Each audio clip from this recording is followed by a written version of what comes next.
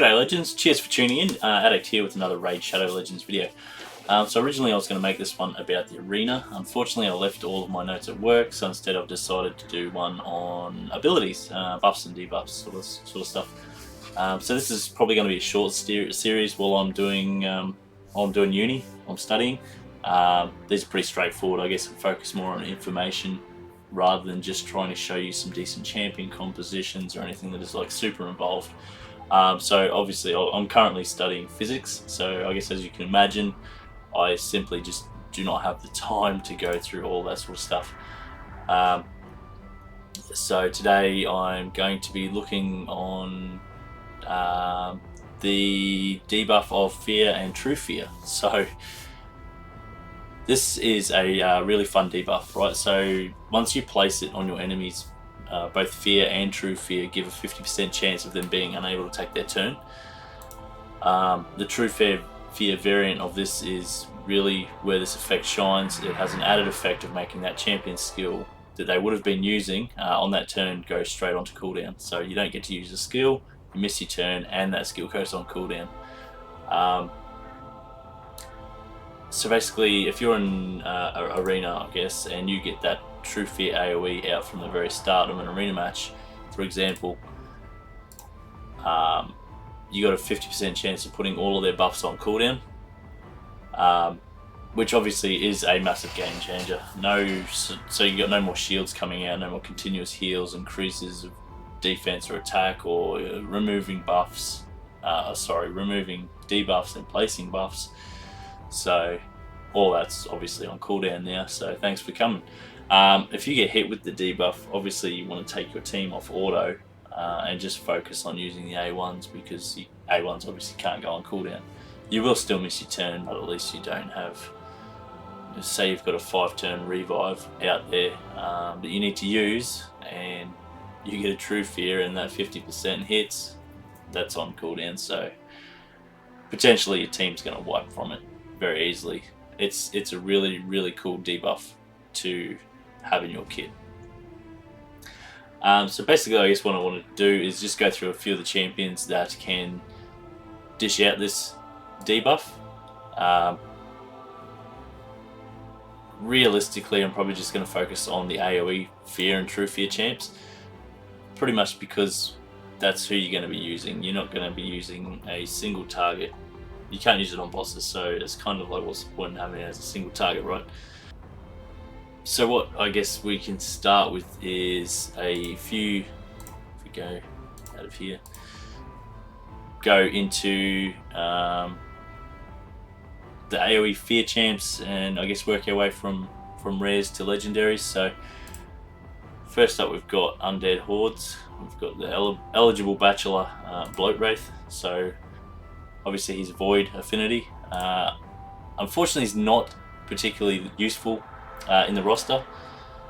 He's not really very attractive looking. Great skin, but yeah, pretty foul. So as A2 obviously is where this one is. It is conditional though. So you've got AoE, attacks all enemies, has 85% chance of placing that decreased defense. So the condition of this obviously is you can only place it on the enemies that have the decreased defense debuff. If you don't have that, you're not going to place the fear, so not too useful, I don't think. I'd probably skip him if you're looking for one. If he's the only one you've got, I mean, I don't know. I'm sure you've got other champions that do better than this guy. He's got nothing else in his kit that's useful, really. So it's pretty rubbish. But anyway. So next up we have a Force Affinity champion from the Shadow Kin faction, and her name is Sashi. So here she is here. Sashi is actually pretty decent. She's got a 50% decreased accuracy on her A1 here. Her A2 has a 75% booked out to 100% chance of decreased crit rate and a leech, and her A3, which is Shadow Ambush, has a 50% increased attack, then attacks one enemy. If that attack is critical, she'll also give them the whole team a nice turn meter boost of around 20%. So that's really cool. But her passive, right, this is where the fear is here. So this is like the best ability, her best ability for Faction Wars. So obviously she revives a random ally with 30% hit point whenever she kills an enemy. So that's obviously a conditional revive. So she's technically not a reviver, but she also has a 50% chance of placing a fear debuff on all enemies for 1 turn whenever an ally is revived. So yeah, obviously she's got to kill someone and then revive them, and then you've got a chance. So this is very, very conditional, but it's there. So definitely a good champion for Faction Wars. So following from Sashi, we have in the Dwarves faction here. You'll probably notice on Haiti's site, she is actually put down as a single target for fear. I think personally she should probably be an AoE. So yeah, obviously it's this chick, right? I mean, she looks like a crazy reject out of Coneheads, or like their evil sister. That's just, yeah. She's a monster though, absolute monster. YST obviously has done a few videos where she can solo a lot of the Doom Tower bosses just purely from this revitalizing rest. If you book it out down to 2 turns, it's crazy, right? It's absolutely crazy. So she'll put herself to sleep, then heal herself by 100% if she takes damage. So she can solo a lot of content, which is insane. So her A1 obviously has a 40% chance to increase the target's skills by 2 turns. Increase the cooldown, sorry, of one of the target's skills by 2 turns at random. Her A2 has, this is where the fear comes into place. So her A2 has an 80% chance to place an AoE sleep debuff for 1 turn. Obviously that can get booked up to 100% there. The passive effect of that is whenever that enemy, or those enemies, I should say, those enemies, so that's an AoE there on all enemies. This is where I think maybe Haiti should have a look at it. So whenever they lose that sleep that's been placed by this AoE skill, it has a 50% chance of replacing it with a fear debuff for 1 turn instead. So if everyone gets hit with that sleep, yeah, each person's got 50% chance of getting that fear debuff once they lose that debuff, basically. So who else have we got here? So we are going to have a look at some Bannerlords. Okay, we are, where are we here? So he is a epic magic affinity.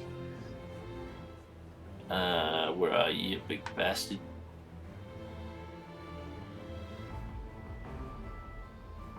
Wow, okay, there he is. Bloody hell. Arndulf, right? So this dude loves 2 things. He loves horses and he loves chains. I'm not too sure which one he likes more, but certainly loves them.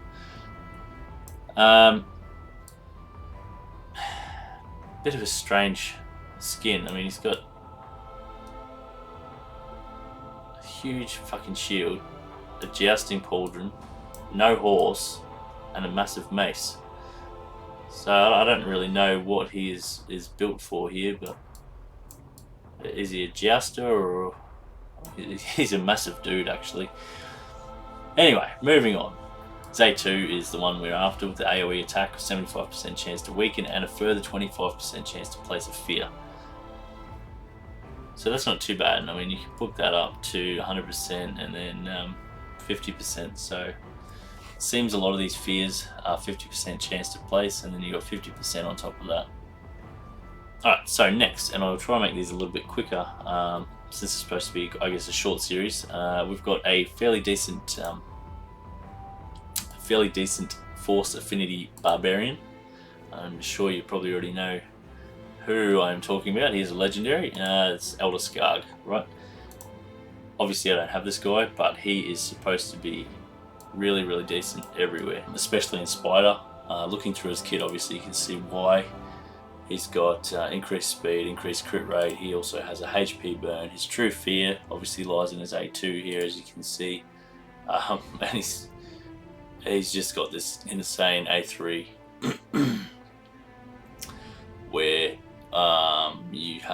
increased defense on this champion, places a fear on all enemies for 1 turn. If they're under block damage, they get a true fear instead. Places 30% decreased speed debuff for 2 turns on targets under a shield as well. And they can't be resisted. So also places a provoke debuff on legendary champions for 1 turn. This one here, I guess, is a 6-hitter. What you need to, I guess, look at here is that all 3 of his single enemy extra attacks need to hit. So not the initial 3, but the other 3 that hit on top of that. So a total of 6 hits here. You just need to make sure that he hits after these buffs, debuffs are placed for this setup, and you're good to go. This is the setup here, right? Places an extra hit for each buff or debuff on the target. Can place up to 3 extra hits. So they need to have 3 total buffs, debuffs, however many, whichever sort of, if you have 2 buffs and 1 debuff, or 3 buffs, or what, it doesn't really matter. It needs to be 3. So you get all 3 of those hits in, then you can start landing your true fears. Really, really good champion. The final champion here for fear, you are going to get after a very, very long time of playing the game, after about a year or so. It's Cleoterrix, not Cleoterrix, or however you want to pronounce it. And you don't say pterodactyl, so I assume it's going to be Cleoterrix. I mean, look, she's free, so I guess it's not too bad, but all of her abilities rely heavily on Hex, which is a very... yeah, not many people are very keen on this Hex buff, debuff, I should say. I think what they should do is maybe put it out there and it's a permanent, can't be removed. It would make all of this conditional Hex stuff a lot more interesting, I think. But anyway, I'm not going to go through all of her kit because she's just not that great. Her A3, obviously, Sky Punishment here is basically where we're looking. She gives herself a 50% increased accuracy, which is pretty selfish, then has a 75% book to 100% chance to place a Hex debuff for the 3 turns. If those enemies are already under the Hex debuff, instead, that's where they get the Fear debuff. So it's a lot of setup to get there. You have to run her pretty much with another Hexer, which I don't know, probably not worth it, to be honest with you. Better champions out there. Yeah, it is what it is. So we're going to go on to the True Fear champions now. I guess, again, a couple of these are listed, I think, incorrectly on Haiti's site, such as we've got Scarg. He's listed as a Fear AoE, but has True Fear in his kit. He doesn't have Fear at all, so that one probably... I'm assuming some of these champions actually got buffed since they've been on his site and they just maybe haven't been updated. That would be my only assumption. Leorius the Proud is also in the Fear AoE list. Harvest Jack Mischa is also in there as well. Harvest Jack does have a Fear debuff on his A1, but it's only a single target, so it doesn't really fit the AoE Fear requirement anyway. In saying that, these champions are also listed in the True Fear section on Haiti's site, so I'm not really too sure what's going on there, but it is what it is. Okay, so starting with the epics for True Fear debuff, we have who do we have here? We got Mr. Candles. So for Salas Gravedirt, Jesus Christ. So he's Magic Affinity from Knights Revenant faction, obviously. So look, this guy apparently is an epic, though his abilities obviously tell a very different story. He probably needs to spend less time at dusk and more time working on his life. Somehow he has managed to fuse his shield to his left hand knuckles. Maybe that's sort of hindered his ability to, I don't know, become a better champion overall. Who knows? Anyway, so his Fear and True Fear ability lies in his passive here. Basically it's conditional, so you've got a condition of either someone going below an ally HP going below 50% from an enemy attack, you will place a fear debuff on the attacker. Alternatively, if one of your allies dies, you have a 75% chance of placing a true fear on all enemies for 1 turn. I'm not really too sure how that logically works, but anyway, it doesn't matter. Other than Faction Wars, I wouldn't use him too much. I strangely enough see him a lot in the arena. He's not very effective there. I don't know why people use him there. It's very weird. I have never had a problem killing him in the arena, so if you do use him there, maybe rethink your team compositions, because he's pretty much just garbage.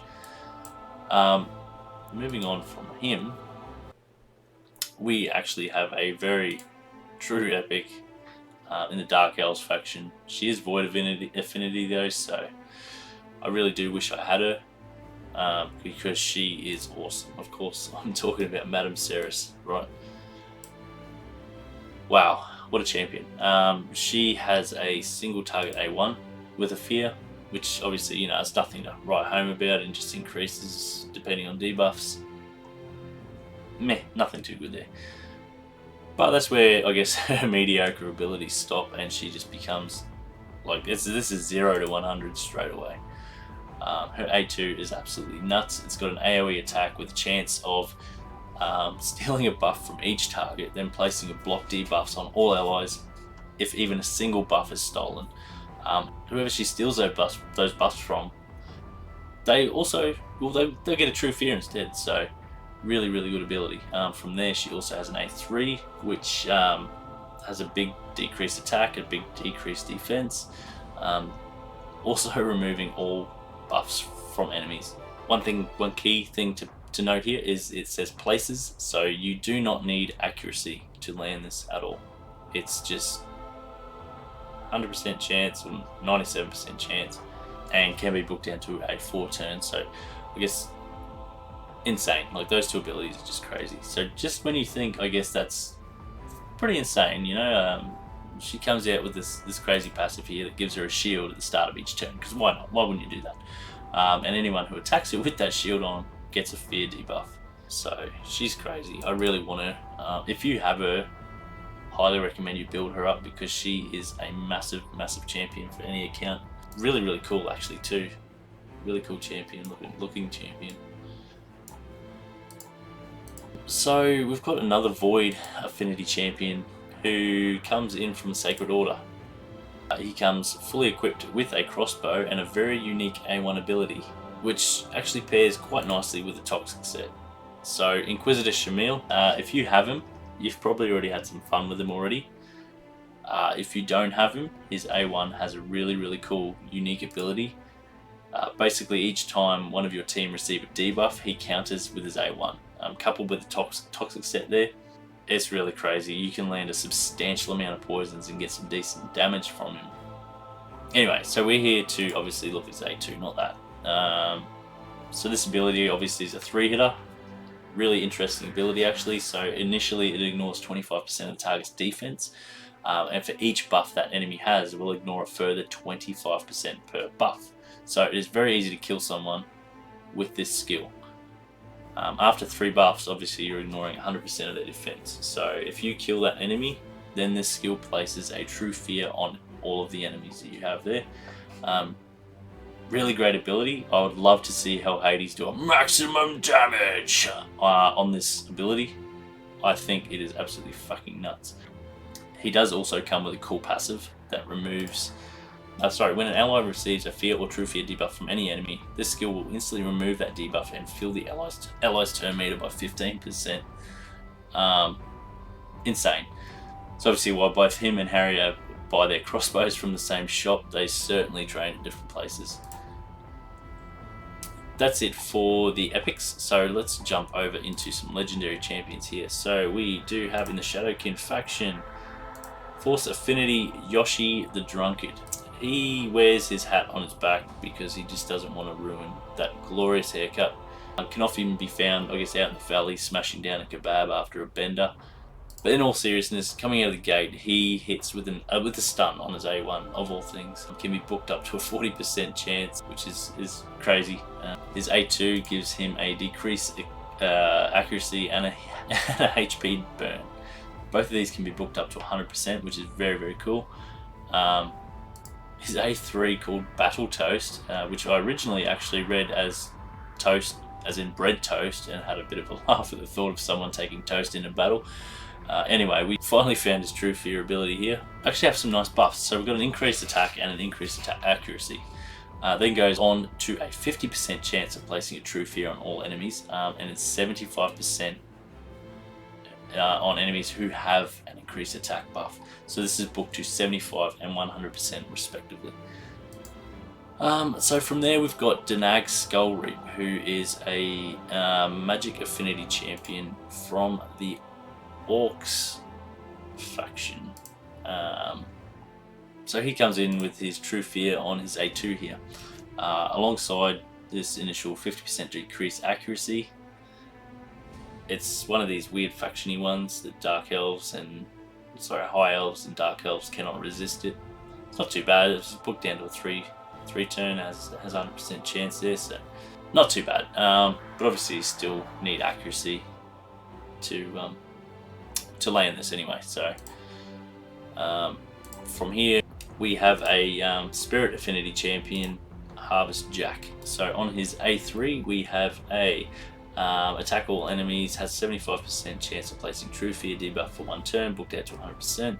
Also places 30% decreased speed debuff for 2 turns, decreases each target's turn meter by 15% if the True Fear debuff is placed. Crazy. So that's 4 turn cooldown, so it's fairly chunky cooldown. But then it's sort of, you know, if you don't place that True Fear, then they go to sleep, which is not actually a bad ability. I don't have this. Oh, Jesus. I don't actually have this guy, but I have, obviously I've fought him a bit in the arena, and I'm not a fan of being against him. His CC is pretty good. Moving on from Mr. Pumpkinhead, we have got Leorius the Proud, who is in the Skinwalker faction. He is a Void Affinity champion, and he is cool. So his A3 is what we want here, which attacks all enemies, of course, because this is AoE True Fear, has 80% chance of placing a True Fear debuff for 1 turn. Before attacking though, he has an 80% chance of placing a 25% weaken debuff on all enemies for 2 turns. Obviously these are booked up to 100% because he is a legendary, and what a legendary he is. Awesome champion.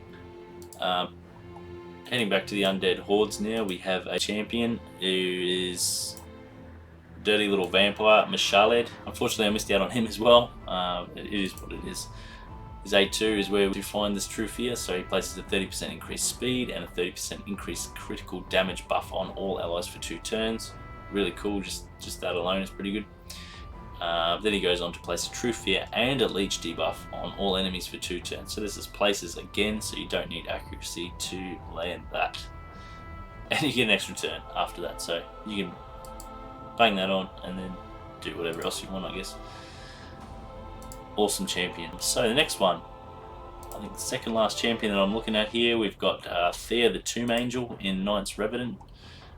Where are you, you crazy looking woman? Interesting looking champion. I believe she's from the Doom Tower, so I guess probably most people won't get her for a long time. So her passive is where True Fear is, so it has a 50% chance of placing True Fear debuff on all enemies for 1 turn when any enemy loses 30% or more of their max hit point in a single hit.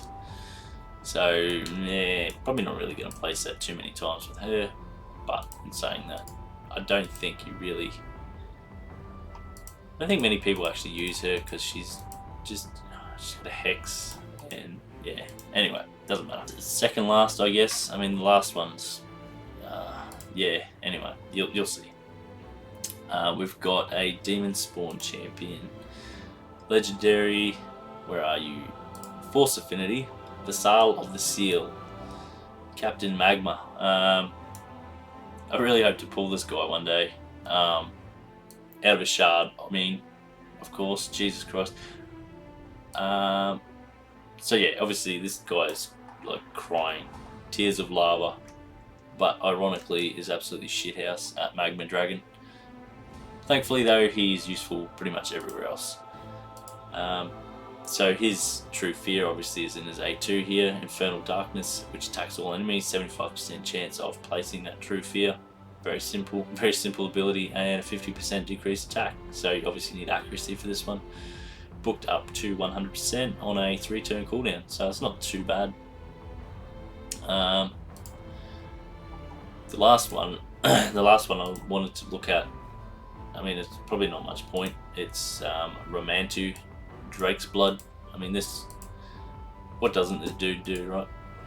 Like, insane. I mean, he's an insane champion to get. To the amount of things you need to do to get this dude, he'd want to be insane, right? So anyway, let's go into this. Obviously his true fear is down here, but let's go through the whole thing. So he attacks one enemy 4 times. First hit has a 75% chance, booked up to 100%, placing that decreased defense. Second hit, booked up to 100%. Let's just say he's booked up, right? They're all 100%. 100% chance placing a 25% weaken. Third hit, 30% decreased speed, and then the fourth hit, a block buffs debuff, all depending on accuracy. Also has a 100% chance of placing True Fear debuff on all enemies for 1 turn if the target has 4 or more debuffs after the attack.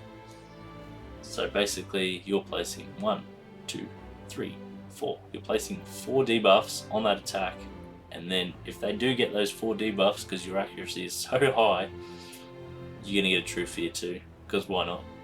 Just take the lot. Crazy champion. I haven't actually seen anyone using this guy, but I'm sure he gets used a lot. So yeah, that's pretty much it actually, guys. I hope you found this interesting, at least. Not too drawn out. If you want me to streamline something like this a bit more in the future, just let me know. If you found it interesting, also let me know. If you don't care about this stuff, I mean, that's fine. I kind of did it because I had to go searching for what some of these debuffs do. So Fear was one of them. I didn't really understand it at the start. Now I do. I think it's pretty cool. I don't use it too much, but it is an interesting little mechanic, and sometimes it can help you out. So anyway, I'll go into some Shardpools now, I suppose, and see how we go. Probably just a quick one actually. On Monday they are starting the champion champion training thing. So whatever you pull here, I recommend just not trying to defeat everything, I guess. And if you're chasing some of those champions that they listed. So obviously we've got a 10 times chance for Lysandra, awesome arena champion. If you don't have her, obviously she's got ally speed in all battles by 24%, which is pretty crazy. And yeah, obviously her other kit, the rest of her kit is also decent as well. Really good champion to get if you don't have her, like I said. And yeah, so we've got 2 times chance, so let's just pull some 10 of each of these shards. So yeah, I've got Catacomb Counselor, really good champion. Darker Ethel. Okay, so I actually am in the month of Dark Ethel at the moment. Ethel, however you want to say it. Cage Breaker I don't have, so I have to have a quick look into his kit later on and see how good he is. I'm not even too sure how long I've got left on. What have we got? 10 days, and I've got another one. Right. Anyway, she can be a faction guardian, I suppose, so that's not too bad. Let's keep going. So you probably notice that you can't hear anything in this. I kind of doing this retroactively. I did record this originally and my sound was completely blocked. So it's a bit of a pain in the ass when that sort of stuff happens. Got a Vogoth there and a Geomancer, which I'm super keen about. I'm so happy I got him. Vogoth, obviously, really good champion. If you don't have him, or if you've just pulled him, you should level him up because he is amazing. He's one of my main champions in my account, and I highly recommend you level him up. Corpulent Cadaver, obviously, he's a funny champion with a weird mechanic. He's in a one of the highest damage clan boss teams that you can make. So look him up if you're ever curious. Valor, actually, I recently fought in the arena, and she is good at holding her own. The rest obviously is a new, new high elf or dark elf, one of the new elves. And yeah, I mean, she was, I think. All right, I'm out of room here, so I will go and make some. Okay, I have made some room, and I am back, and let's get back into it. 31 shards to go after this 10 pull. Another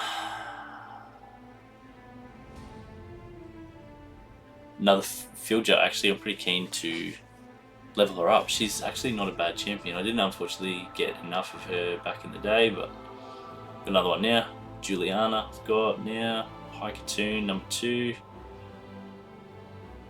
Man, I'm super keen about that Geomancer. I'm going to wait till Monday to build him, unfortunately. Another Ugo, another Doom Priest. Another Corpulent Cadaver. Odachi, actually Odachi I think is pretty good. Zagala, don't have her, so I'm pretty keen on that. Deathless, I don't know. Sinesha, amazing, awesome. I just worked on doing my arena team actually with her sister. So I've leveled Skullcrown right up now, and I'm using her, and yeah, she's amazing in the arena. So anyway guys, I'm going to go and grab a couple more shards and I will be right back. Okay, so I found a sneaky 12 more shards here, which I think I'm going to pull. I got the room for it, so let's see what else we can get. For 2 times, I'm not Frostbringer. Insane. This is the most stupidly named champion in this game. Where's your freeze? Seriously. You make no sense. You're in the snow and you don't even... You're a stupid champion. Not... certainly not anything there to get excited about. Oh, we got 2 more. Alright, let's do these last 2. See if we can get something yellow. Probably not though. Doesn't look like we can get anything. Hey! Okay. Speaking of bringing the frost, this dude, right, AoE freeze, holy shit. Insane. I hate fighting this guy in the arena. He's an absolute pain in the ass. I am very happy that I've got him, and I am going to build him out. Hell yes. Alright, we've got 1 left. Come on, give me 1 legendary, that'd be great. Ah, it's one of those... Oh, it's an Elaine. I don't think I need any more of her, but thank you. Okay, so that was, what, about 113 shards. No legendaries.